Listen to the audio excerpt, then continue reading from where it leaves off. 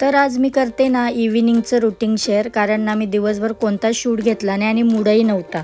तुम्हाला तर माहिती आहे आता सध्या न्यूजवरती काय चाललं आहे. आणि सोबत ना आज माझं गव्हाचं पीठ संपलं आहे, तर मला इतकं सारं टेन्शन आलं, कारण 3 दिवस आता चक्क्या बंद आहेत. तर आज सकाळी तर मी भात केला होता, पण दोन्ही टाईम भात तर काही खाल्ल्या जाणार नाही, त्यामुळे आज काहीतरी असा जुगाड लावला मी. जे काही पीठ होतं त्या सगळ्या मिक्स पिठापासून छान असं थालीपीठ बनवायचं ठरवलं. आता मी काय बनवते आणि तुमच्यासोबत शेअर केलं नाही असं तर नाही होणार ना. तर म्हटलं चला तुमच्यासोबतही शेअर करून घेऊया. तर मी आज ना कोबीचे थालीपीठ बनवते, जे की कसे बनवते मी तुम्हाला दाखवतेच.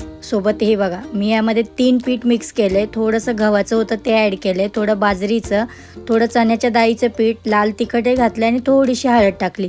2-4 ओव्याचेही दाणे टाकले, कारण ओवा ना घरात आमच्या कोणालाच आवडत नाही. आणि तीळ खूप सारा घातला, मात्र बारीक चिरलेला मस्त कांदा. आता यामध्ये आहे कोबी, हिरवी मिरची, लसूण आणि मीठ. ह्याचं सगळं मी वाटण करून घेतलं आहे आणि हे पिठामध्ये छान असं मळून घ्यायचं आहे आपल्याला. आता कोबीला पाणी सुटतं हे तर तुम्हाला माहिती आहे, त्यामुळं लागत पाणी टाकूनच पिठाचा गोळा मळा, जेणेकरून पीठ पातळ नाही झालं पाहिजे. थोडंसं असं घट्टसरच हा गोळा राहू द्या, ज्याने आपल्याला थालीपीठ छान असं थापता आलं पाहिजे. मस्त असं मी पिठाचा गोळा लावून घेतला इथे. त्यानंतर ना आता घरामध्ये बहुतेक साऱ्या गोष्टी नाही आहेत, पण आता आणायला जायचा खूप कंटाळा येतो. आता तुम्हीच म्हणाल काय नाही आहे याच्यामध्ये ना कोथिंबीरच ॲड केली नाही, कारण घरात नाही आहेच आणि आता कोण दुकानावर जाणार. त्यामुळे काही गोष्टी सोडल्या ना तरी त्याची चव तशीच लागते, पण ते आपल्या मनासाठी आपण प्रत्येक गोष्ट टाकावीच असा विचार करत असतो. इकडे तर पिठाचा गोळा लावून झालाय, म्हटलं चला मस्त असं तवाही तापायला ठेवला. तेवढ्यात आमच्या बाईसाहेब आज गेल्या होत्या मैत्रिणीच्या बड्डेला, तर मम्मा केक खा म्हणून आल्या होत्या. म्हटलं बाई माझा शूट चालू आहे, तुम्ही तिकडे जा. मग तिला पाठवलं. त्यानंतर साहेबाचा नवीनच रुमाल गुपचूप घेऊन आली थालीपीठ थापायसाठी.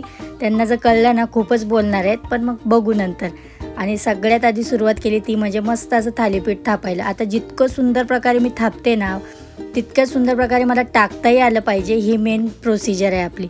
पण झालं, जे म्हणत होते तेच झालं. पहिलंच थालीपीठ माझं फेल गेलं, पण मी इथेच थांबली नाही. मी पुन्हा एकदा ट्राय केलं आणि नेक्स्ट माझं थालीपीठ इतकं काही सुंदर झालं ना. मस्त असं तव्यावर टाकताच छान तेलाची धार सोडली आणि मस्त खरपूस भाजून घ्या. याला जितकं तुम्ही खरपूस आणि स्लो याच्यावरती भाजायला, खरं इतकं काही टेस्टी आणि कुरकुरीत लागतं ना. आता तुम्हाला ही रेसिपी कशी वाटली तेही मला कमेंटमध्ये सांगा. सोबत मी मस्त असं थालीपीठ घेतलं गरम गरम, कारण मला चेक करायचं होतं याच्यामध्ये काय कमी झाले आणि काय जास्त झाले. तसं आपण नंतर ॲड करूनच घेऊ.